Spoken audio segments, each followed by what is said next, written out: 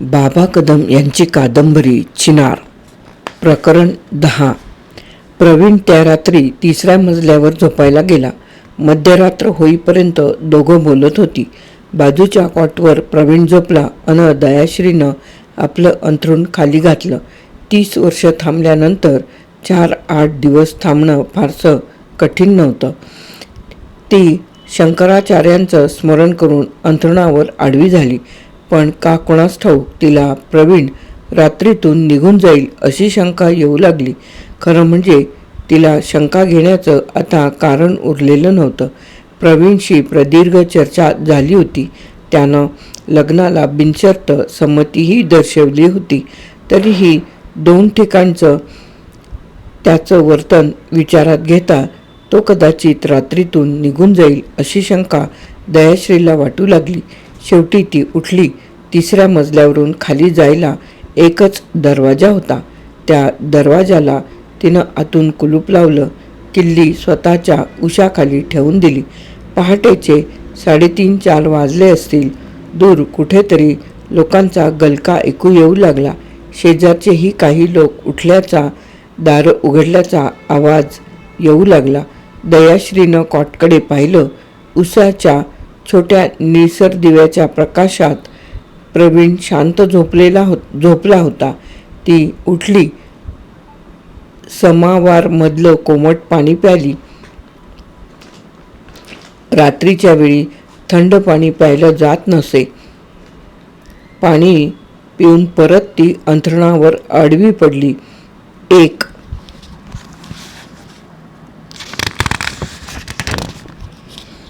10-5 मिनिटं जातात न जातात तोच कोणीतरी पलीकडं ताराचंदच्या दारावर धाड-धाड धक्के मारून ओरडू लागला.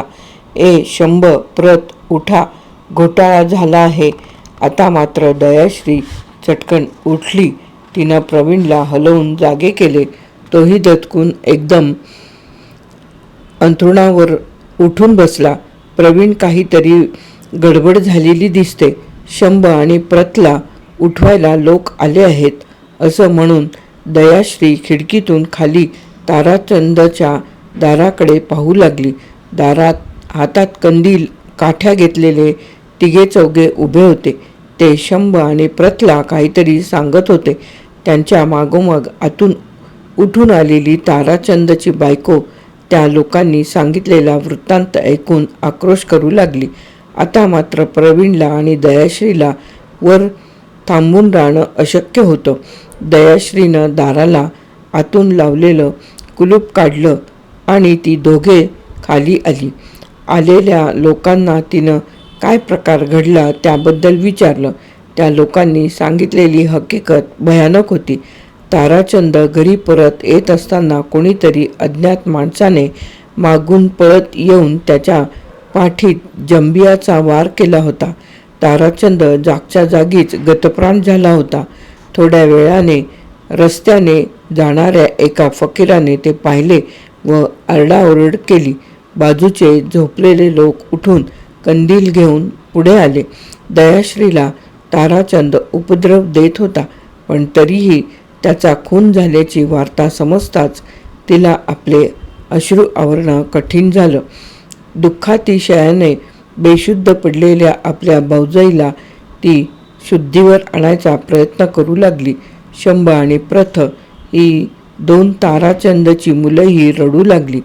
प्रवीण आपला पूर्वीचा वाकडेपणा विसरून त्या दोघांना जवळ घेऊन त्यांचं सांत्वन करू लागला. घरापासून अवघ्या 1.5 फर्लांगावर हल्लेखोरानं ताराचंदवर प्राणघातक हल्ला केला होता. रस्त्यावर विजेचे दिवे होते पण त्या ठिकाणी हल्ला झाला. तेथे थोडे वाकडे वळण होते अन तिथेच थोडा अंधार होता. हल्लेखोरानं नेमकी हीच जागा हल्ला करण्यासाठी निवडली होती. त्या ठिकाणचं नाव होतं अकबर मोहल्ला. तिथे बहुसंख्य लोक मुस्लिम समाजाचे होते. पण काश्मीरी मुसलमान हे जरी धर्माबद्दल अभिमान बाळगणारे असले तरी त्यांच्या हातून खुनासारखा भीषण प्रकार सहसा घडत नाही. आपापसात बोलतील, चर्चा करतील, आपल्या प्रतिस्पर्ध्याला भरपूर गालीगलोच करतील, पण त्याच्यावर हत्यार उगारून जाणार नाहीत.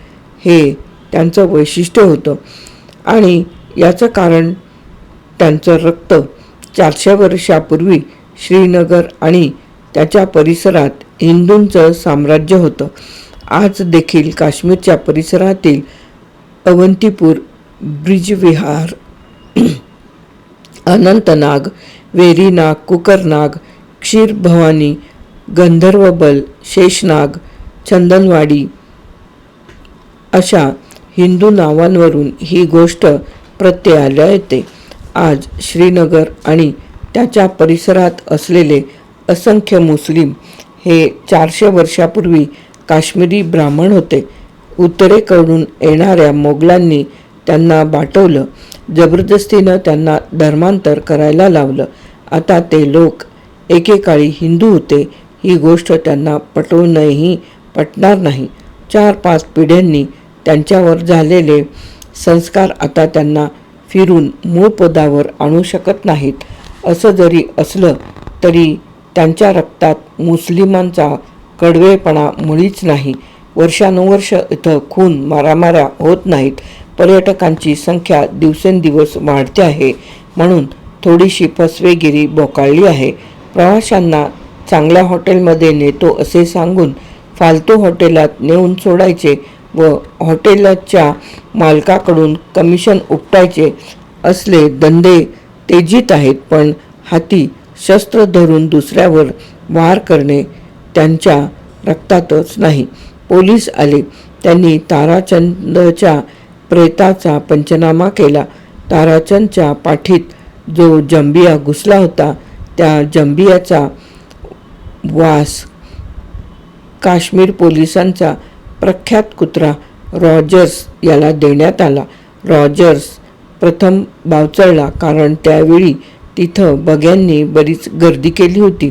जंबियाच्या मुठीला हात लावणारा नेमका कोणत्या दिशेला गेला हे काही रॉजर्सला समजेना.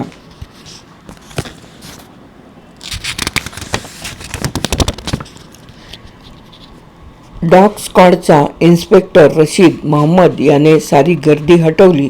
पुन्हा एकदा त्या जंबियाच्या मुठीचा वास त्याने रॉजर्सला दिला आणि खरोखरच आश्चर्य घडलं.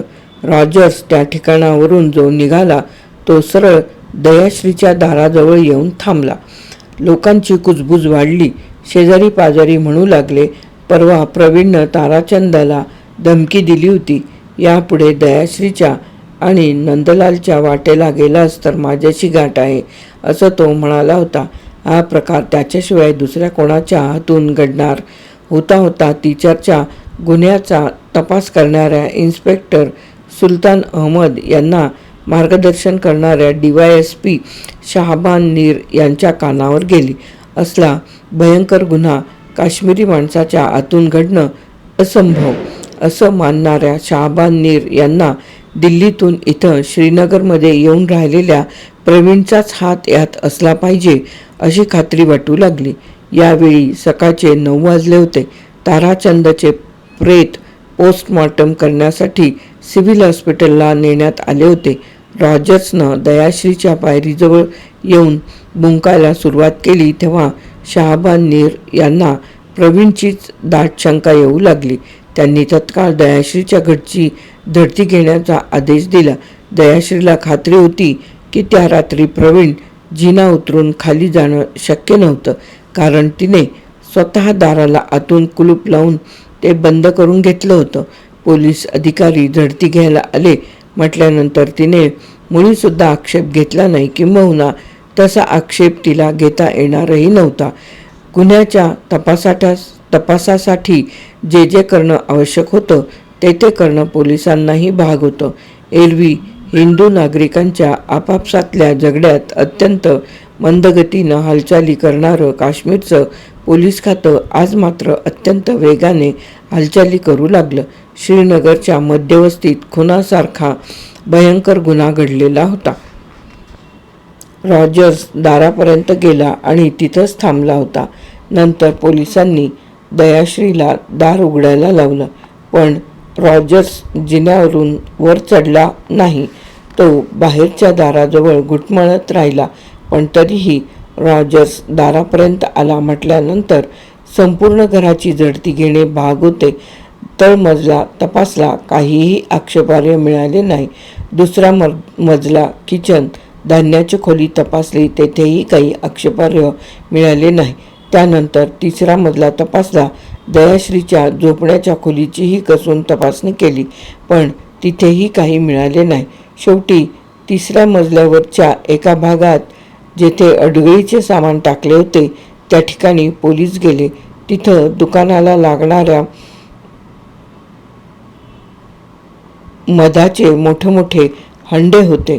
फॅक्टरीतल्या विविंगचे मशीनचे नादुरुस्त असे काही भाग ठेवले होते. पोलीस या जागेची पाहणी करीत असताना त्यांना एका जुन्या गोंडपाटाखाली पांढरा कपडा दिसला. गोंडपाट उचलून पाहता त्या ठिकाणी चोळामोळा केलेला एक पांढरा मॅनिला आणि निळी पॅन्ट दिसली. मॅनिलावर जागोजागी रक्त दिसत होते. निळ्या पॅन्टवरही जागोजागी किरमिजी असे रक्ताचे डाग पडलेले होते. पोलिसांनी ती पॅन्ट व मॅनिला पंचनामा करून ताब्यात घेण्यापूर्वी प्रवीणला विचारलं, हे कोणाचे कपडे?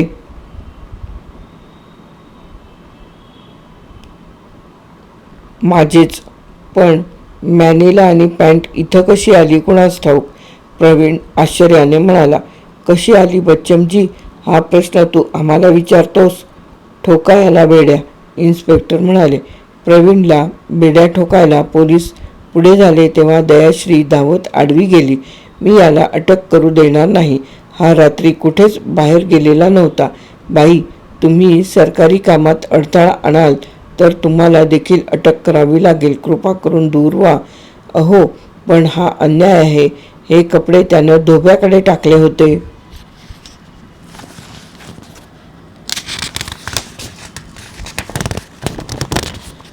ते गहाळ झाले म्हणून धोब्यानंच सांगितलं. कोणीतरी या प्रवीणला या खटल्यात अडकविण्यासाठी हा बेबनाव केलेला आहे. कोण धोबी आहे तुमचा? नशीर धोबी. इथं जवळपासच आहे त्याचं दुकान. ठीक आहे. इन्स्पेक्टर सुलतान अहमद यांनी नजरेनं इशारा करताच एक कॉन्स्टेबल धोबाला बोलावण्यासाठी गेला. सुलतान अहमदना इतक्या तातडीनं गुन्हेगाराचा ट्रेस लागतो आहे हे पाहून समाधान वाटू लागलं होतं. खाली DYSP शेजाऱ्यांकडे प्रवीण आणि दयाश्री यांचे ताराचंदशी असलेले वाकडेपणाचे संबंध नोंद करून घेत होते. पाण्यावरून त्या दोघांत झालेला तंटा, त्यानंतर नंदलालला ताराचंदनं थोबाडीत दिलेला प्रकार, या सर्व हकीकती डेप्युटी सुपरिंटेंडंट शाहबान नीर नोंद करून घेत होते. थोड्या वेळातच नशीर धोबी तेथे दाखल झाला. इन्स्पेक्टर सुलतान अहमदनी त्याला विचारलं, हा मॅनिला आणि पॅन्ट तू ओळखतोस? हो, हे प्रवीण बाबूंचेच आहेत. यावर हा धोबी मार्क तुझ्या दुकानाचाच आहे? हो, माझीच खूण आहे ही. बारकाईनं मॅनिलाच्या कॉलरमागे केलेली खूण पाहून नशीर धोबी म्हणाला, हे कपडे तुझ्याकडून गहाळ झाले होते? मुळीच नाही. अलीकडे त्यांनी हे कपडे माझ्याकडे भट्टीसाठी दिलेलेही नव्हते. बर, हे कपडे घरी आपल्याला मिळत नाहीत, ते तुझ्याकडेच दिले होते असं विचारण्यासाठी प्रवीण कधी तुझ्याकडे आला होता? बिलकुल नाही. अल्लाची कसम, ते कधी मला तसं विचारायला आले नव्हते. नशीर, असं म्हणून प्रवीणनं नशीर धोब्यावर चिडून झेप घेतली. पण पोलिसांनी तत्काळ प्रवीणच्या गळपट्टीला धरून मागे खेचलं. ताराचंद आणि दयाश्री यांचे संबंध बिघडलेले होते. ते कधीही प्रेमाचे आणि सलोख्याचे होऊ शकणार नव्हते. ताराचंदनं नंदलालला मारलेल्या दिवशी प्रवीणनं ताराचंदला उघड धमकी दिली होती. ती शेजाऱ्यापाजाऱ्यांनी ऐकली होती. त्यानंतर रॉजर्स कुत्रा दयाश्रीच्या दारापर्यंत आला होता. घर झडतीत तिसऱ्या मजल्यावरच्या अडगळीच्या खोलीत रक्ताचे डाग असलेले जे कपडे मिळाले होते ते प्रवीणनं आपलेच असल्याचं कबूल केलं होतं. प्रवीण आणि दयाश्री या दोघांनी विवाह करण्याचे ठरल्याचेही पोलिसांच्या तपासणीत निष्पन्न झाले होते. तेव्हा दयाश्रीच्या चिथावणीवरून प्रवीणनं त्या रात्री ताराचंदचा जांभियाने भोसकून खून केला आणि त्यावेळी अंगावर असलेले रक्ताच्या डागाचे कपडे 3ऱ्या मजल्यावरच्या अडगळीच्या खोलीत लपवून ठेवले. अशा प्रकारचा भक्कम पुरावा पोलिसांच्या हाती आला होता.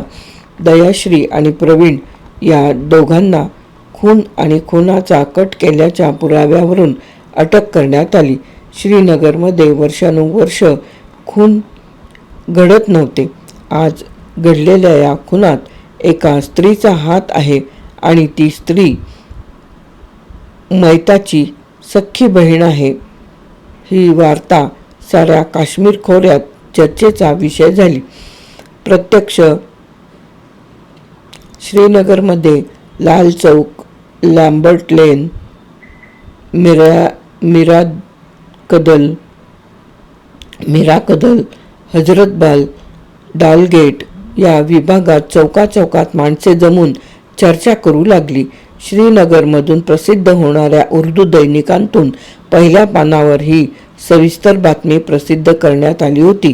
नंदलाल जम्मूला मित्राच्या बहिणीच्या लग्नासाठी गेला होता.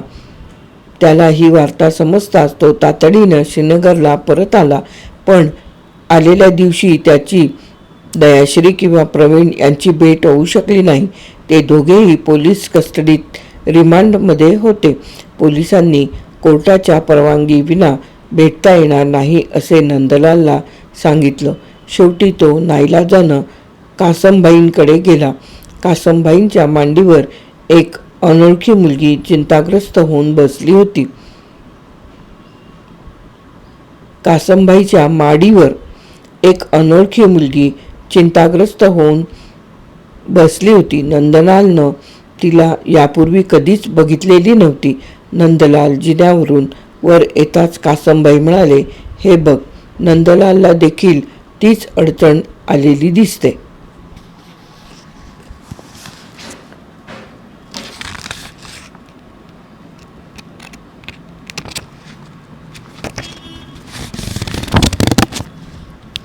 दयाश्रीला भेटायला गेलास आणि तिची भेट झाली नाही म्हणूनच इकडे आलात ना? नंदलाल मानेनेच होकार देऊन बाजूला बसला. ही सुनीता देखील प्रवीणला भेटायला गेली होती, पण पोलिसांनी हिला ही भेट नाकारली. पोलिसांना अशी भेट नाकारता येणार नाही. वकील देण्यासाठी आरोपीला आपला बचाव करण्यासाठी नातेवाईकांना भेटायला परवानगी द्यावीच लागेल. तो सुलतान अहमद इन्स्पेक्टर थोडा अर्धवटच आहे. मी आत्ताच शाहबान नीरना फोन करून सांगतो, तुम्हा लोकांना भेटायला परवानगी मिळेल. कासमबाईंनी डेप्युटी सुपरिटेंडंट ऑफ पोलीस जनाब शाहबान नीर यांना फोन केला. सलाम अलैकुम जनाब नीर. कासमबाईंनी त्यांना सर्व प्रकार सांगून नंदलाल आणि सुनीता या दोघांना दयाश्री आणि प्रवीण यांची भेट घेण्याची परवानगी मिळवली. टॅक्सीने ते दोघे सिटी पोलीस स्टेशनकडे निघाले. सुनीतानं नंदलालला विचारलं, तुमची बहीण दयाश्री? हां, मी मित्राच्या बहिणीच्या लग्नाला गेलो होतो. नाहीतर मला देखील या खटल्यात पोलिसांनी गोवलं असतं. हे सारं खोटं कारस्थान रचलेलं आहे कुणीतरी. दिदीच्या हातून असला प्रकार होणंच शक्य नाही. नंदलाल, प्रवीणचा सुद्धा यात हात असणं शक्य नाही. सुनीता, आपण प्रवीणच्या कोण? माझा त्याचा तसा संबंध नाही, पण आम्ही श्रीनगरला येताना वाटेत त्याची ओळख झाली होती. 15 दिवस आमच्या सोबत होता तो. मी त्याला अगदी चांगल्या तऱ्हेनं ओळखते. खुनासारखा भीषण प्रकार त्याच्या हातून घडणंच शक्य नाही. मनाला एखादी गोष्ट पटली नाही तर तो स्पष्टपणे बोलून दाखवील. असं भयंकर कृत्य त्याच्या हातून घडणंच शक्य नाही. मलाही तुमच्यासारखंच वाटतं की यात काहीतरी बनवेगिरीचा प्रकार आहे. टॅक्सीचं बिल चुकतं करून ती दोघं पोलीस इन्स्पेक्टर सुलतान अहमद यांच्या ऑफिसमध्ये गेली. सुलतान अहमद ऑफिसमध्ये हुक्का ओढत बसले होते. त्या दोघांना पाहून त्यांनी हुक्का बाजूला ठेवला आणि सुनीता आणि नंदलाल यांच्याकडे एक तिरस्कारयुक्त दृष्टिक्षेप टाकून ते म्हणाले, साहेबापर्यंत गेलात तर काय करणार? तुम्हाला विनंती केली पण तुम्ही मानली नाहीत. नंदलाल म्हणाला, पण ही वशिलाबाजी फार उपयोगी पडणार नाही. लक्षात ठेवा, पूर्व नियोजन करून खून केला म्हणून प्रवीण फाशी जाईल आणि त्याला सहाय्य केलं म्हणून दयाश्रीला जन्मठेप होईल. साहेब, सुनीता म्हणाली, केस कोर्टात जाण्याच्या अगोदरच आपण आरोपींना कोणती शिक्षा होणार याचे भविष्य करीत आहात. पण मला वाटतं गुन्ह्याचा तपास करणाऱ्या तुमच्यासारख्या जबाबदार अधिकाऱ्यांनी असा उतावीळपणा करू नये. तुम्ही कोण आहात? मी कोण आहे हे तुम्हाला चांगलं ठाऊक आहे. प्रवीण इंडियाना हाऊस बोटीतून निघून गेल्यानंतर त्याचा शोध घेण्यासाठी माझे वडील काकाजी कासमकडे गेले होते. कासमभाईंनी तुम्हाला फोनवरून प्रवीणचं वर्णन सांगितलं होतं. शहाबानीने तुम्हाला त्याबद्दल सूचना दिल्या होत्या. तुम्ही त्यांना त्याचा शोध लावण्याचं आश्वासनही दिलं होतं. त्या काकाजींची मी मुलगी न्यू डोज हॉटेलमध्ये मी आणि माझी आई राहते आहे. आणखीन काही अधिक ओळख हवी? सुलतान अहमद हसले आणि म्हणाले, अच्छा, आता लक्षात आलं. दिल्लीवरून आलेलं हे रंगीत फुलपाखरू पकडायला बऱ्याच पोरी धावत सुटल्या होत्या. Will you please shut up? Sunita रागानं म्हणाली, आम्हाला प्रवीण आणि दयाश्री यांची भेट घेऊ द्यायची आहे की नाही?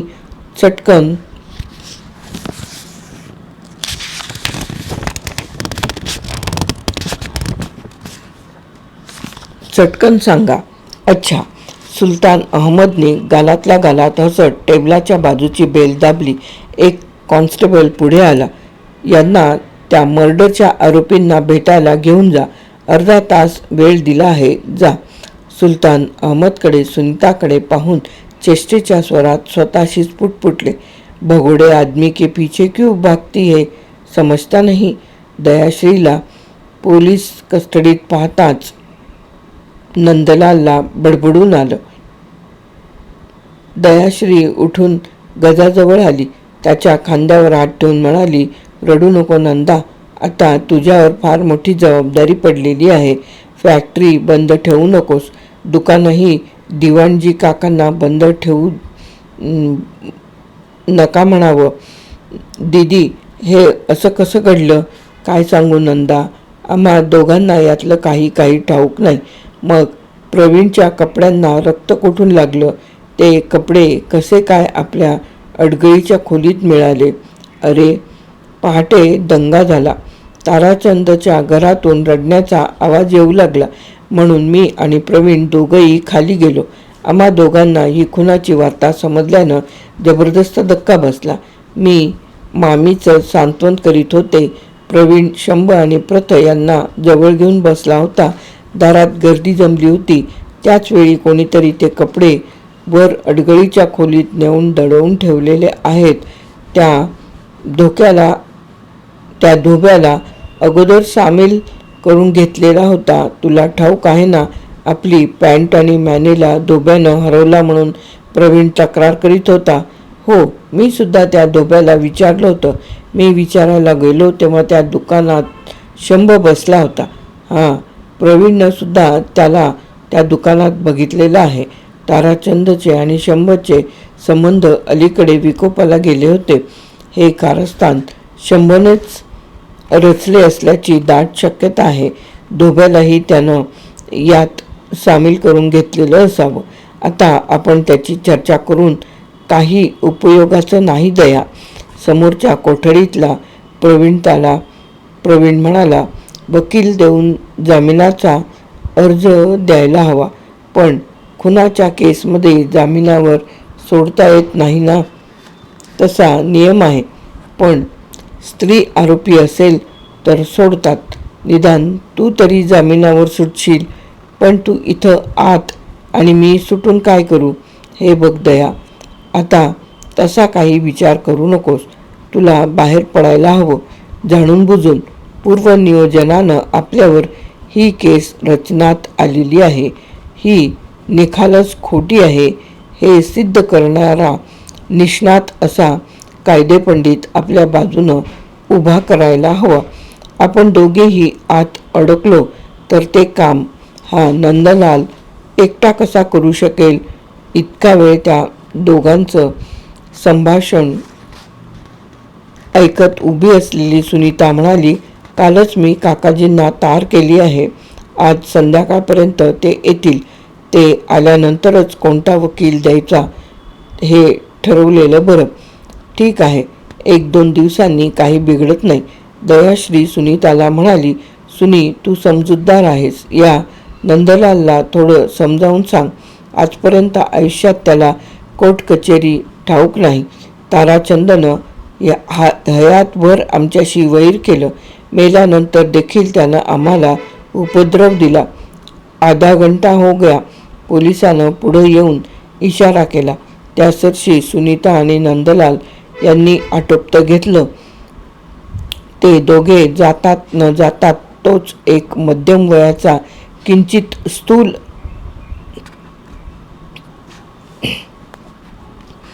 अशा गृहस्थांना इन्स्पेक्टर सुलतान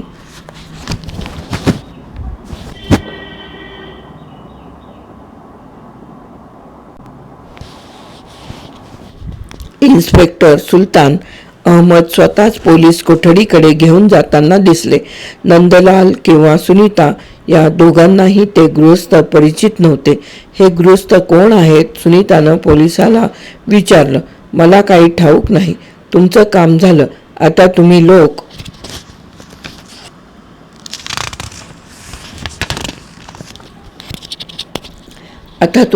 जा.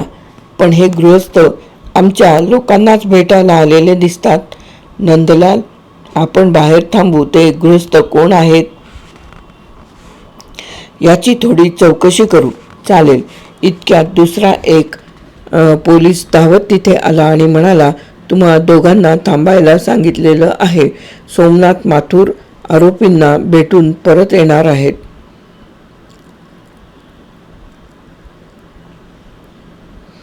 सुनीता नंदलालकडे पाहत म्हणाली, बरं झालं. प्रवीणचे वडीलच आहेत.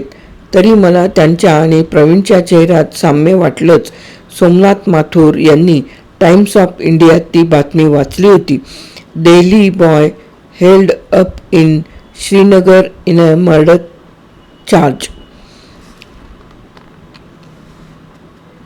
त्यापुढे प्रवीणचं नाव तर होतंच, शिवाय स्त्रीच्या संबंधातून प्रस्तुतचा खून झाला असल्याचे आमचा बातमीदार कळवतो असंही त्या बातमीत म्हटलेलं होतं. सोमनाथ माथुर यांनी बेपत्ता असलेल्या आपल्या मुलाचा शोध घेण्याचा खूप प्रयत्न केला, पण शेवटी त्याचा ठावठिकाणा अशा नाट्यमय प्रसंगातून लागेल याची त्यांना कल्पनाही नव्हती. ती बातमी वाचतात ते सपत्नीक विमानानं श्रीनगरला आले होते.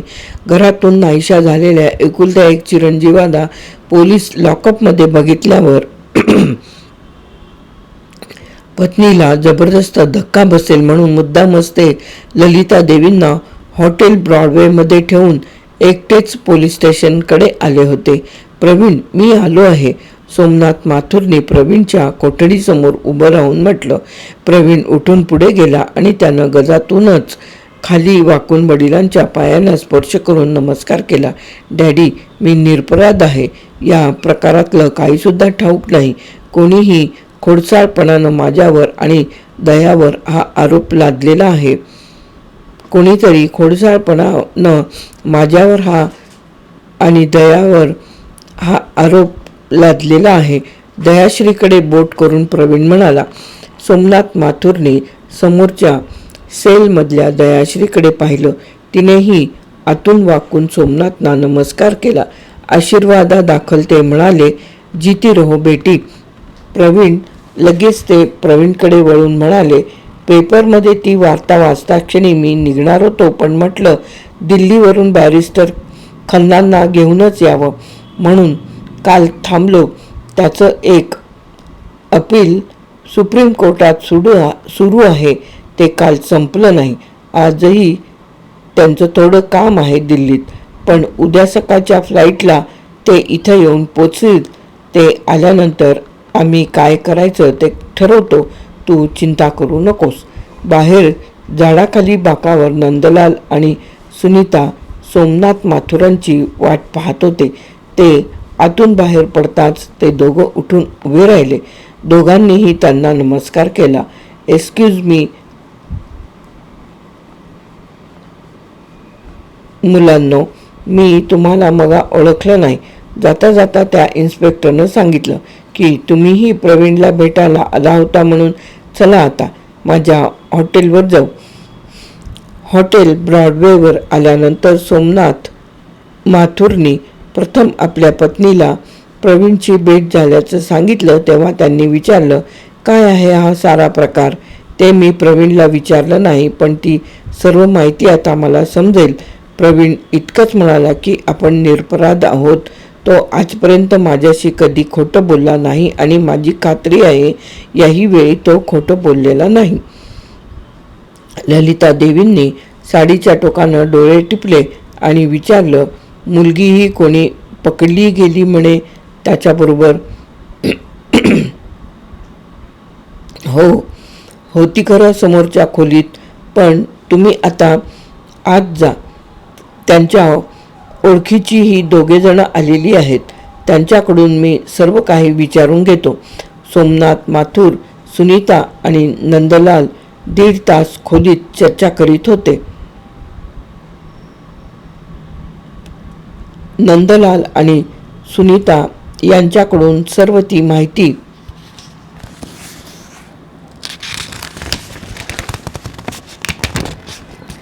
घेतल्यानंतर सोमनाथ म्हणाले, असं आहे तर एकूण सर्व प्रकार.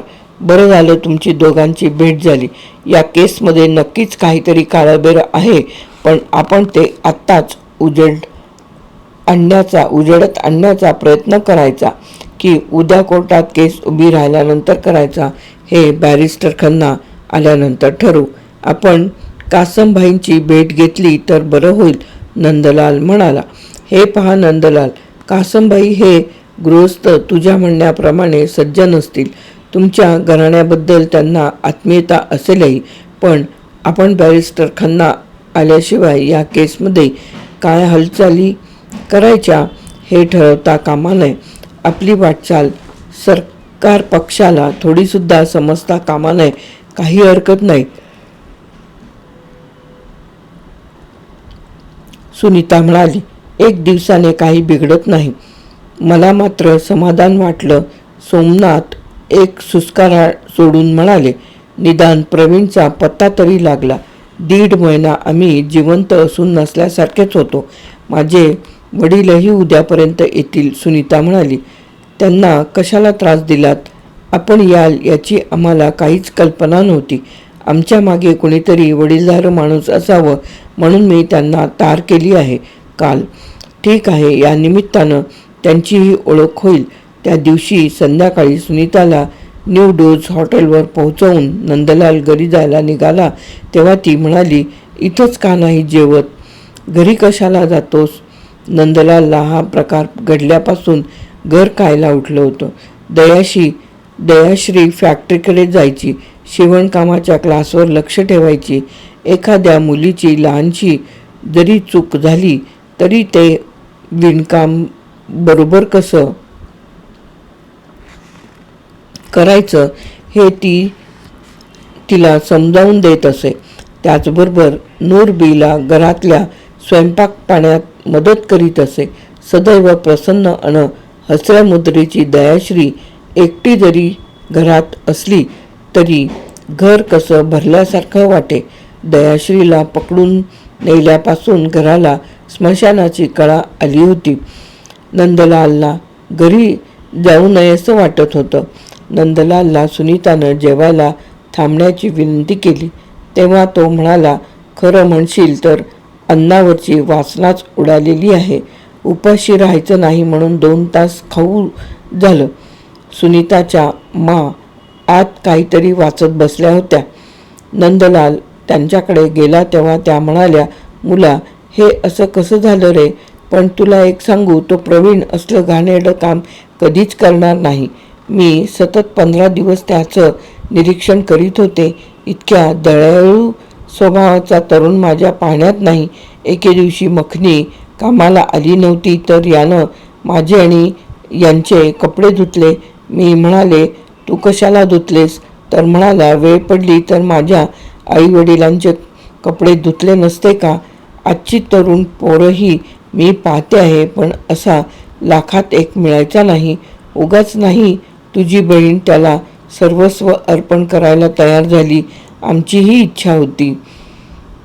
ना पुढे काहीतरी बोलायचं होतं, पण नंदलाल समोर ते बोलणं बरं दिसणार नाही म्हणून त्या थांबल्या.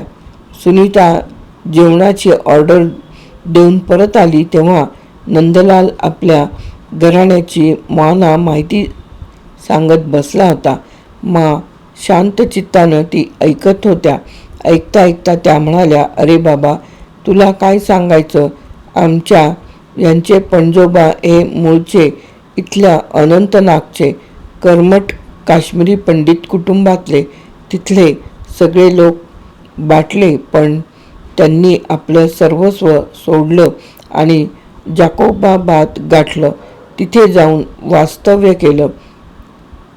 2-3 पिढ्या तिथे वाढल्या, पण कालांतरानं ते जाकोबाबाद गेलं. पश्चिम पाकिस्तानात पुन्हा आम्हाला स्थलांतर करावं लागलं. या उत्तरेकडे असं वारंवार आपल्या धर्मावर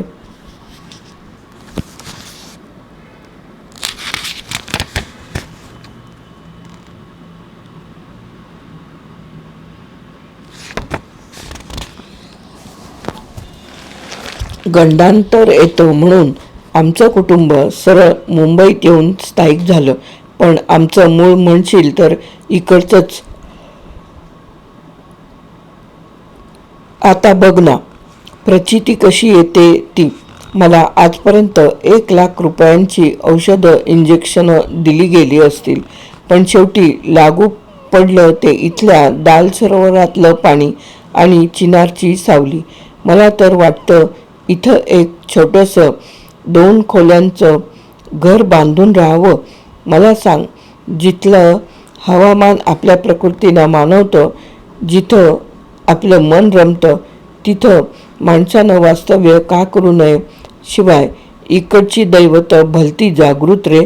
क्षीरभवानी काय, शंकराचार्यांच्या टेकडीवरील महादेवाचं मंदिर काय, किंवा झेलमच्या काठचं ते गणेश मंदिर काय, सारी देवस्थानं जागृत आहेत. मला सांग, चोहोबाजूंनी यावनी संस्कृतीनं वेढलेली अजूनही ही देवस्थानं सुरक्षित कशी राहिली? कोणाची टाप नाही होणार त्यांची नासधूस करायला. पण एक आपल्या भारत सरकारचं चुकतं रे. काय चुकतं? नंदलालनं विचारलं. पूर्व आणि पश्चिम पाकिस्तानातून आलेल्या हिंदूंना इथे स्थायिक करायला हवं होतं.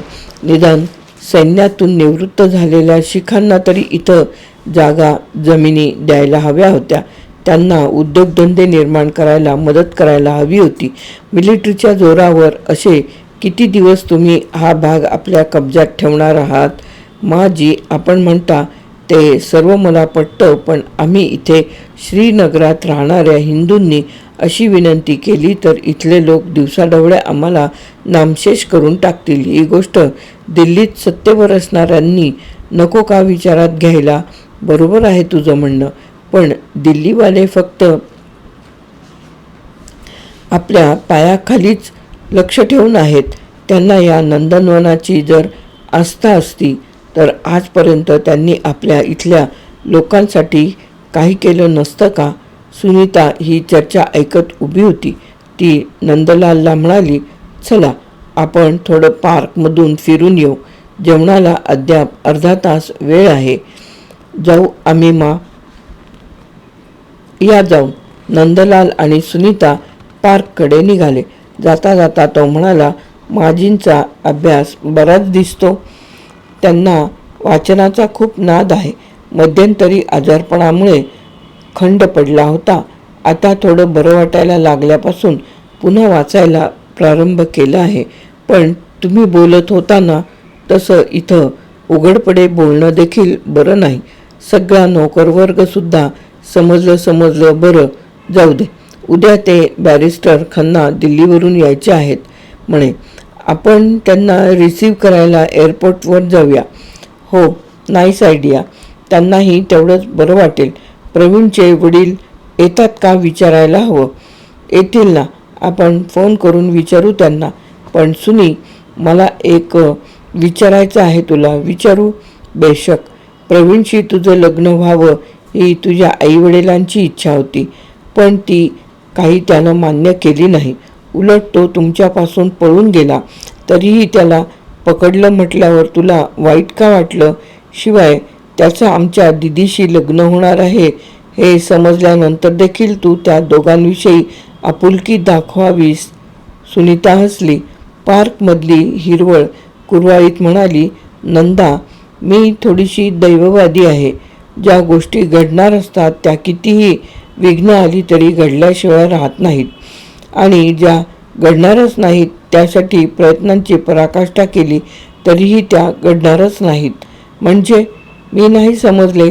प्रवीणशी तुझं लग्न होईपर्यंत असा आशावाद बाळगून आहेस की काय? छट, इतकी मूर्ख नाही मी. आता त्याचं अन दयाश्रीचं लग्न अटळ आहे ते खरं, पण या खटल्यातून ते दोघे सुटले तर? दोघांनाही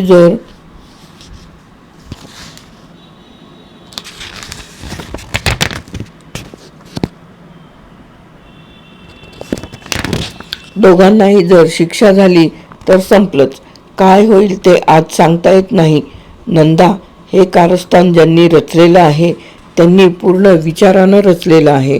प्रवीणचे कपडे गहाळ होणे, नेमके तेच कपडे रक्त लागलेल्या स्थितीत अडगळीच्या खोलीत मिळणे, रॉजर्स या पोलीस कुत्र्याने तुमच्या घराच्या पायरीपर्यंत येऊन भुंकणे, शिवाय तुमचं पाणी बंद केलं होतं त्या दिवशी तुला ताराचंदनं थोबाडीत मारली, त्या दिवशी प्रवीणनं ताराचंदला दम भरला होता, हा सर्व पुरावा प्रवीण आणि दयाश्री यांनीच तो खून केला असावा असं दर्शवतं. तेव्हा ही दोघे निरपराध आहेत हे ठाऊक असूनही भीती वाटते रे. सुनी, माझ्या दिदीला जर शिक्षा झाली तर मी एक दिवसही जगणार नाही. पिताजींच्या मागे तिने मला लहानाचे मोठे केले. ताराचंदनं आम्हाला वैऱ्याची वागणूक दिली, पण दिदीनं धैर्यानं दिवस कंठले. बोलता बोलता नंदलालचे डोळे भरून आले. सुनीतानं त्याचा हात घट्ट धरून म्हटलं, पुरुषासारखा पुरुष तू रडतोस काय असा? मरणाची भाषा तुला शोभत नाही. प्रवीण, बघितलं नाहीस त्याच्या डोळ्यांत अश्रूचा बिंदू तरी दिसला का? खंबीर मनोवृत्तीचा आहे तो. तुलाही तसंच वागावं लागेल. पण माझी दिदी, तिला अटक व्हायला नको होती. मला अटक झाली असती तर चाललं असतं. त्यावर सुनीता म्हणाली, तू वेडा की खुळा रे? ज्यांनी हे कारस्थान रचलं त्यांनी ते पूर्ण विचारानं रचलेलं आहे. दयाश्री कर्तबगार आहे, हुशार आहे. तिला या खटल्यात गोवल्यामुळेच त्या कारस्थानी लोकांचा कार्यभाग साध्य होणार होता. पण आपण धीर सोडता कामा नये.